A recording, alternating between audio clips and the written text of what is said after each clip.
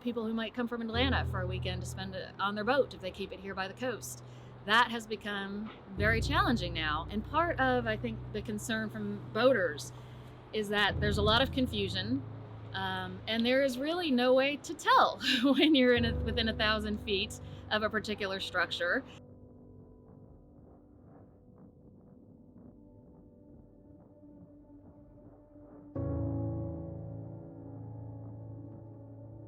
It actually caught the entire boating community by surprise when the bill passed last year in Georgia. It first came across my desk when a member emailed it to me, and it was essentially a press release that had just come out saying that this law was just passed and it would be taking effect January 1st of 2020. And, it kind of came across my desk and I put it aside. I'll read that when I have a few minutes. And thankfully later that afternoon, I did have a few minutes because my thought was, this can't be a big deal. I haven't heard anything about this. And I read it and thought, this is huge. I can't believe, first of all, that this passed. And second of all, that it passed without the powers that be looking for voters to comment on this. Because my understanding, and of course I'm not one of the lawmakers, but my understanding is that typically when a bill is moving forward, they do seek input.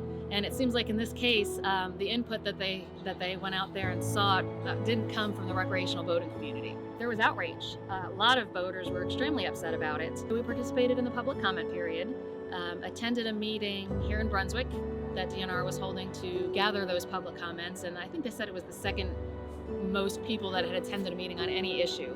So obviously there was some passion behind that.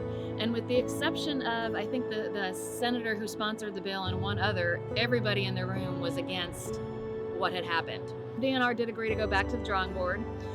They invited several representatives from organizations, including me, to a stakeholders meeting where it seemed like good progress was made in kind of helping DNR understand why the recreational boating community had some problems with what was happening. And after that, I left there feeling pretty positive about it. I really thought that they had heard what we were saying, that they were going to look at how they could make changes to satisfy the boating community.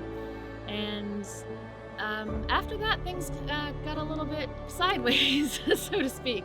Once again, we were all caught by surprise on December 30th when the DNR commissioner signed an administrative order finalizing the rules to take effect January 1st. So with 2 days notice, the rules were signed.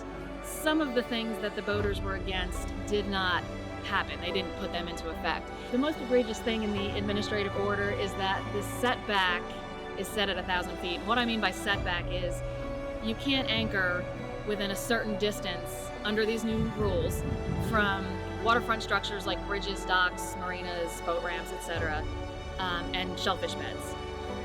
Collectively, the recreational boating industry, as well as GAMBA, which is the Georgia Marine Business Industry, had recommended that setback distance to be 150 feet. When the commissioner signed the order, he set it at 1,000 feet. I had never really contemplated that they would go that far to set it at 1,000 feet. And what is very counterintuitive to me is that the only exception to that is for marinas. You can anchor within 300 feet of marinas, but 1,000 feet of private docks. And, obviously there's boat traffic coming in and out of marinas, fueling up, getting provisions, docking. So it just seems counterintuitive that you would allow people to anchor within 300 feet of a marina, but 1,000 feet of a private dock. The first thing that my members were chatting about on our forum and elsewhere was, we're just going to skip Georgia. Now, the Atlantic Intracoastal goes right through Georgia, so skipping it for the types of boats that my members are aboard isn't really practical, but it is very practical for them to fuel up and provision before they hit Georgia and wait to do so again until they leave the state. When they're saying skip Georgia, they mean not spend money here. And flat out, I can quote several of them saying, I'm going to spend my money someplace where boaters are welcome. And the message that Georgia has sent with this is that we don't want you here, and take your money someplace else. And that's what they're planning to do. In fact, we had an event last week in Fort Myers where one of our presenters was covering the section of waterway that comes through Georgia. And he was pointing out where in Jacksonville to fuel up before you hit Georgia, and where the first fuel was when you crossed into South Carolina, so that people could avoid spending their dollars here.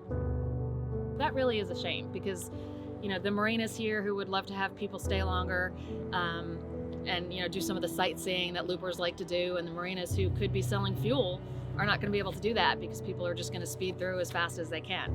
There seems to even be some confusion among DNR when some of our members have called for answers to questions. Some of the answers that they've gotten have been in direct conflict with what was actually implemented, and also in direct conflict with the website that the members were pointed to check it out.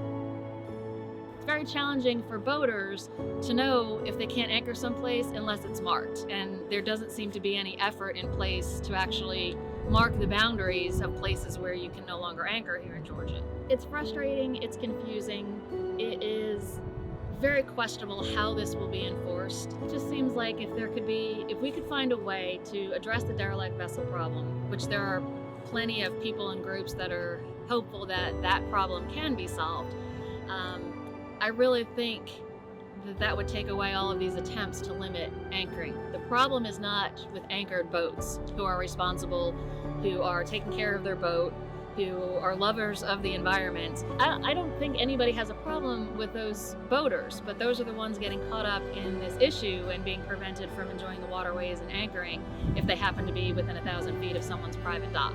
I think that there were a lot of unintended consequences to this law that many who signed it really didn't realize were about to happen.